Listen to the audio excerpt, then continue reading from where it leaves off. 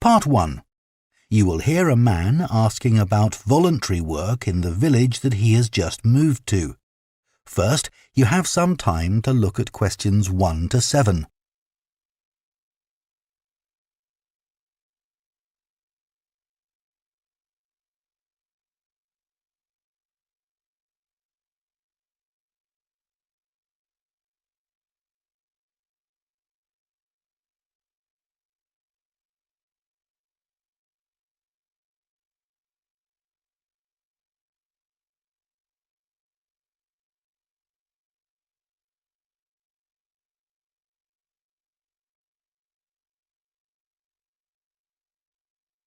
Now listen carefully and answer questions 1 to 7. Hello, Jane Fairbanks speaking. Oh, good morning. My name's Frank Pritchard. I've just retired and moved to Southo. I'd like to become a volunteer, and I gather you coordinate voluntary work in the village? That's right. What sort of thing could I do? Well, we need help with the village library. We borrow books from the town library, and individuals also donate them. So one thing you could do is get involved in collecting them, if you've got a car, that is. Yes, that's no problem. The times are pretty flexible, so we can arrange it to suit you. Oh, another thing is the records that we keep of the books we're given, and those we borrow and need to return to the town library. It would be very useful to have another person to help keep them up to date. Right. I'm used to working on a computer. I presume they're computerized? Oh, yes. Is the library purpose-built? I haven't noticed it when I've walked around the village. No, we simply have the use of a room in the village hall. The West Room. It's on the left as you go in. I must go and have a look inside the hall. Yes, it's a nice building. Do you run a lunch club in the village for elderly people? I know a lot of places do. Yes, we have a very successful club. I could help with transport, if that's of any use. Oh, definitely. People come to the club from neighbouring villages, and we're always in need of more drivers. And does the club have groups that focus on a particular hobby too? I could get involved in one or two, particularly if there are any art groups. Excellent. I'll find out where we need help and get back to you. Fine. What about help for individual residents? Do you arrange that at all? Yes, we do it as a one-off. Oh, in fact, there's Mrs. Carroll. She needs a lift to the hospital next week, and we're struggling to find someone. When's her appointment? On Tuesday. It would take the whole morning. I could do that? Oh, that would be great. Thank you. And also next week, we're arranging to have some work done to Mr. Salisbury's house before he moves, as he isn't healthy enough to do it himself. We've got some people to decorate his kitchen, but if you could do some weeding in his garden, that would be wonderful. OK, I'd enjoy that. And presumably the day and time are flexible? Oh, yes. Just say when would suit you best, and we'll let Mr. Salisbury know. Good. Before you hear the rest of the conversation, you have some time to look at questions 8 to 10.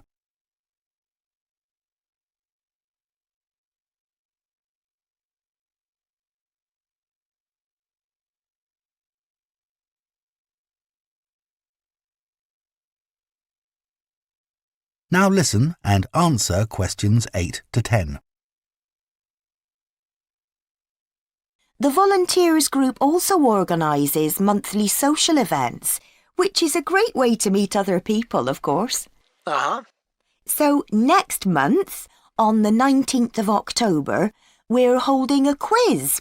A couple of residents are great at planning unusual ones, and we always fill the village hall. That sounds like fun. Can I do anything to help? Well, because of the number of people, we need plenty of refreshments for halfway through. So if you could provide any, we'd be grateful. I'm sure I could. I'll think about what to make and let you know. Thank you. Then on November the 18th, we're holding a dance, also in the village hall. We've booked a band that specialises in music of the 1930s. They've been before, and we've had a lot of requests to bring them back. I'm not really a dancer, but I'd like to do something to help. Well, we sell tickets in advance, and having an extra person to check them at the door as people arrive would be good. It can be quite a bottleneck if everyone arrives at once. OK, I'm happy with that. We're also arranging a New Year's Eve party. We're expecting that to be a really big event, so instead of the village hall, it'll be held in the Mountfort Hotel. The... Mountfort. Mountfort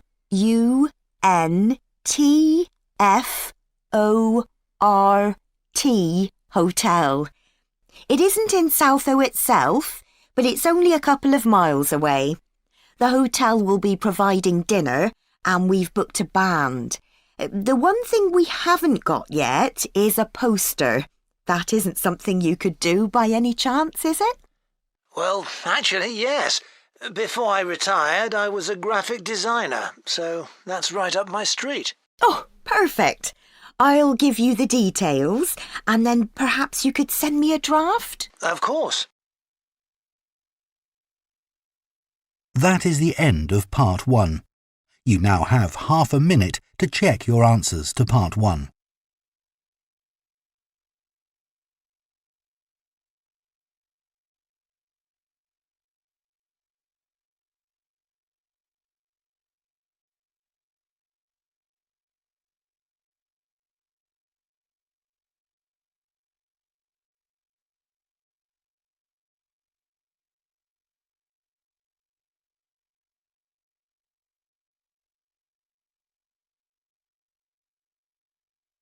Part 2.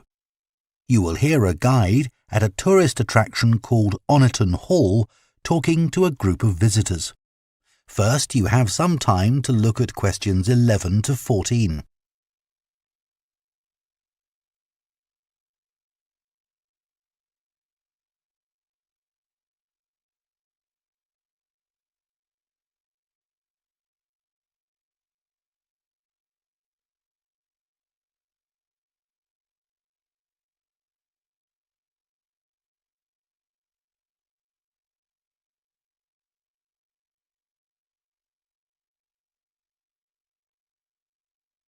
Now listen carefully and answer questions 11 to 14. Good morning and welcome to Oniton Hall, one of the largest estates in the area. My name's Nick and I'm one of the guides. I'll give you a brief introduction to the estate while you're sitting down, and then we'll walk round. The estate consists of the house, gardens, parkland and farm, and it dates back to the 14th century. The original house was replaced in the late 17th century, and of course it has had a large number of owners. Almost all of them have left their mark, generally by adding new rooms, like the ballroom and conservatory, or by demolishing others. The farm looks much as it's always done, although the current owner has done a great deal of work to the flower beds. In the 17th century, the estate was owned by a very wealthy man called Sir Edward Downes. His intention was to escape from the world of politics, after years as an active politician, and to build a new house worthy of his big collection of books, paintings and sculptures. He broke off contact with his former political allies and hosted meetings of creative and literary people, like painters and poets. Unusually for his time, he didn't care whether his guests were rich or poor, as long as they had talent. Big houses like Oniton had dozens of servants until the 1920s or 30s, and we've tried to show what their working lives were like. Photographs, of course, don't give much of an idea, so instead, as you go round the house, you'll see volunteers dressed up as 19th century servants going about their work. They'll explain what they're doing and tell you their recipes or what tools they're using. We've just introduced this feature to replace the audio guide we used to have available. I see there are a number of children here with you today. Well, we have several activities specially for children, like dressing up in the sorts of clothes that children wore in the past. And as it's a fine day, some of you will probably want to play in the adventure playground. Our latest addition is child-sized tractors that you can drive around the grounds. Before you hear the rest of the talk, you have some time to look at questions 15 to 20.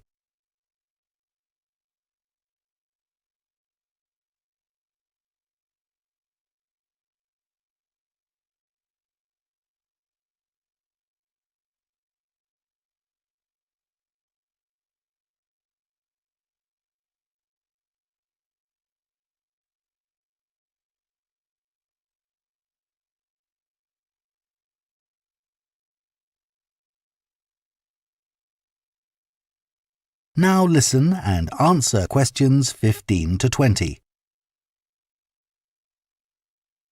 We'll also be going into the farm that's part of the estate, where there's plenty to do. Most of the buildings date from the 18th century, so you can really step back into an agricultural past.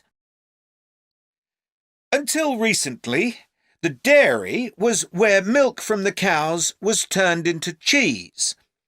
It's now the place to go for lunch, or afternoon tea, or just a cup of coffee and a slice of homemade cake.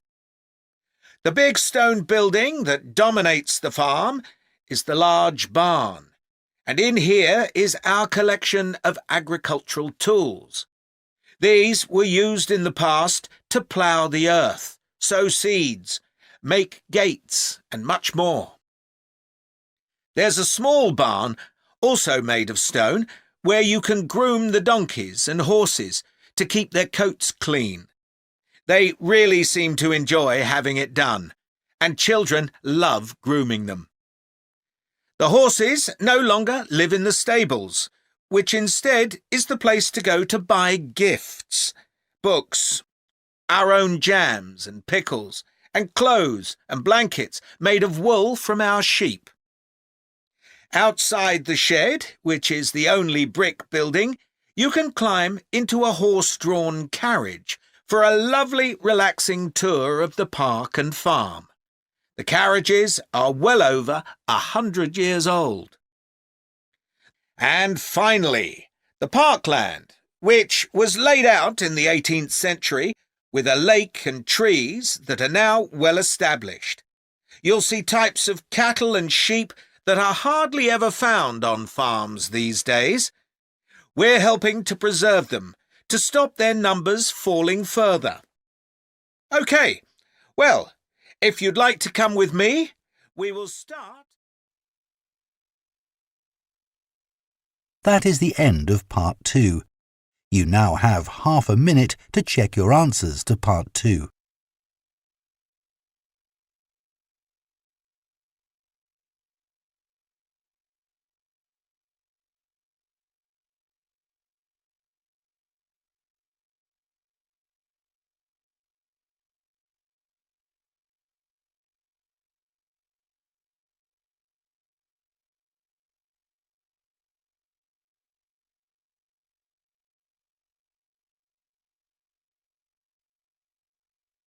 Part 3.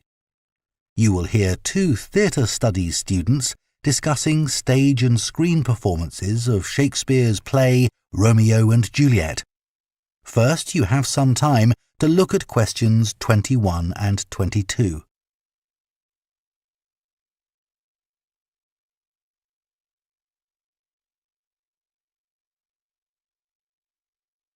Now listen carefully and answer questions 21 and 22. Did you make notes while you were watching the performances of Romeo and Juliet, Gemma? Yes, I did. I found it quite hard, though. I kept getting too involved in the play. Me too. I ended up not taking notes. I wrote down my impressions when I got home. Do you mind if I check a few things with you, in case I've missed anything? And I've also got some questions about our assignment. No, it's good to talk things through. I may have missed things too. OK, great. So, first of all, I'm not sure how much information we should include in our reviews. Right. Well, I don't think we need to describe what happens, especially as Romeo and Juliet is one of Shakespeare's most well-known plays. Yeah, everyone knows the story.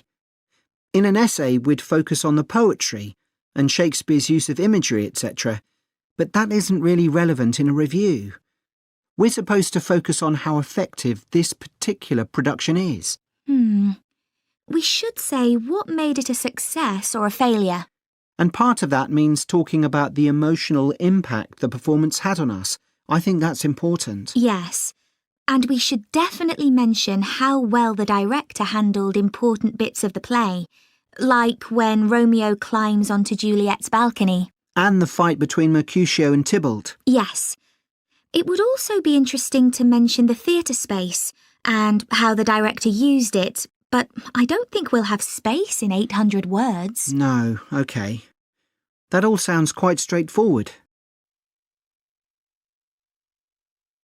Before you hear the rest of the discussion, you have some time to look at questions 23 to 30.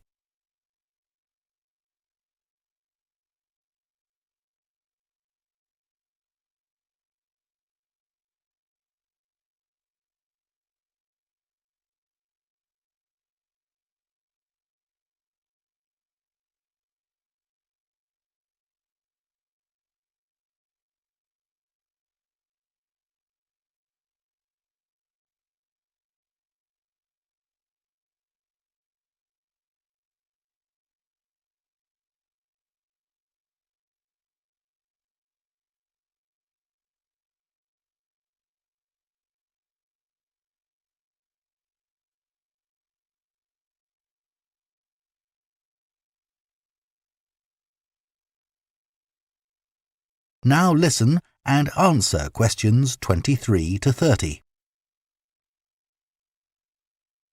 So, what about the Emporium Theatre's production of the play?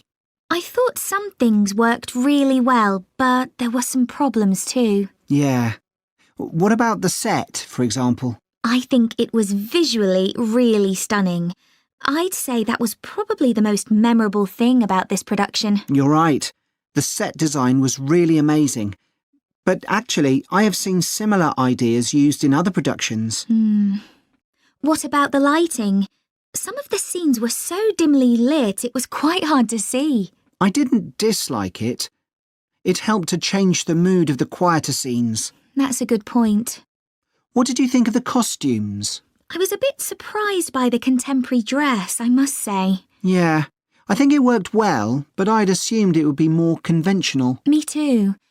I liked the music at the beginning, and I thought the musicians were brilliant, but I thought they were wasted because the music didn't have much impact in Acts 2 and 3. Yes, that was a shame. One problem with this production was that the actors didn't deliver the lines that well. They were speaking too fast. It was a problem, I agree. But I thought it was because they weren't speaking loudly enough, especially at key points in the play. I actually didn't have a problem with that. It's been an interesting experience watching different versions of Romeo and Juliet, hasn't it? Definitely. It's made me realise how relevant the play still is. Right. I mean, a lot's changed since Shakespeare's time, but in many ways, nothing's changed. There are always disagreements and tension between teenagers and their parents. Yes, that's something all young people can relate to, more than the violence and the extreme emotions in the play. How did you find watching it in translation? Really interesting. I expected to find it more challenging, but I could follow the story pretty well.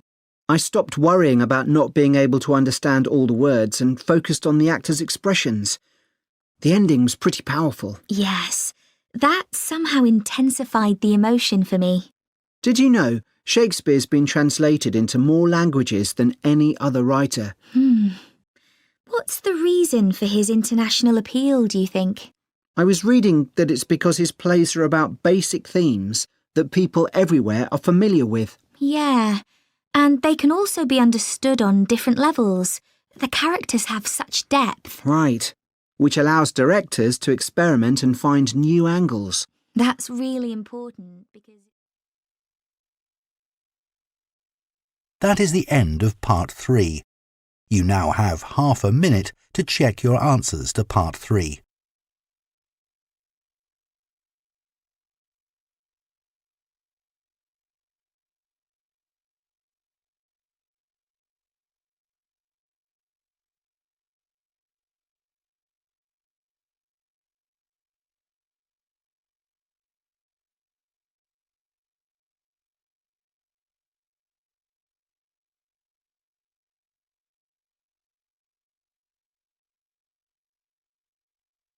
Part 4.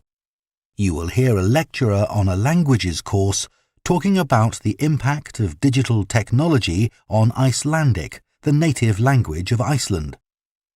First, you have some time to look at questions 31 to 40.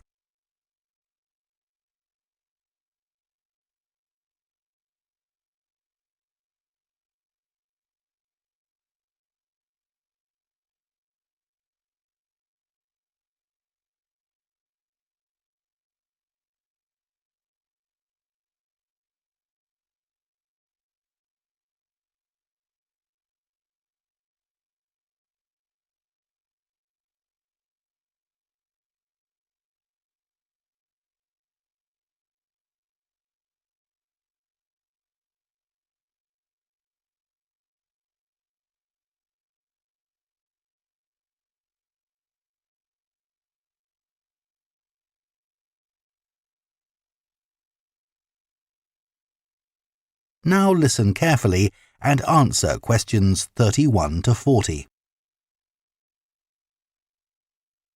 Right, everyone, let's make a start. Over the past few sessions, we've been considering the reasons why some world languages are in decline. And today I'm going to introduce another factor that affects languages and the speakers of those languages, and that's technology, and in particular, digital technology. In order to illustrate its effect, I'm going to focus on the Icelandic language, which is spoken by around 321,000 people, most of whom live in Iceland, an island in the North Atlantic Ocean. The problem for this language is not the number of speakers, even though this number is small, nor is it about losing words to other languages, such as English. In fact, the vocabulary of Icelandic is continually increasing, because when speakers need a new word for something, they tend to create one, rather than borrowing from another language. All this makes Icelandic quite a special language. It's changed very little in the past millennium, yet it can handle 21st century concepts related to the use of computers and digital technology. Take, for example, the word for web browser. This is vafri in Icelandic, which comes from the verb to wander. I can't think of a more appropriate term because that's exactly what you do mentally when you browse the internet. Then there's an Icelandic word for podcast, which is too hard to pronounce, and so on. Icelandic, then, is alive and growing, but, and it's a big but, young Icelanders spend a great deal of time in the digital world, and this world is predominantly English. Think about smartphones. They didn't even exist until comparatively recently, but today young people use them all the time to read books, watch TV or films, play games, listen to music and so on. Obviously, this is a good thing in many respects because it promotes their bilingual skills. But the extent of the influence of English in the virtual world is staggering, and it's all happening really fast. For their parents and grandparents, the change is less concerning because they already have their native speaker skills in Icelandic. But for young speakers, well, the outcome is a little troubling. For example, teachers have found that playground conversations in Icelandic secondary schools can be conducted entirely in English, while teachers of much younger children have reported situations where their classes find it easier to say what is in a picture using English rather than Icelandic. The very real and worrying consequence of all this is that the young generation in Iceland is at risk of losing its mother tongue.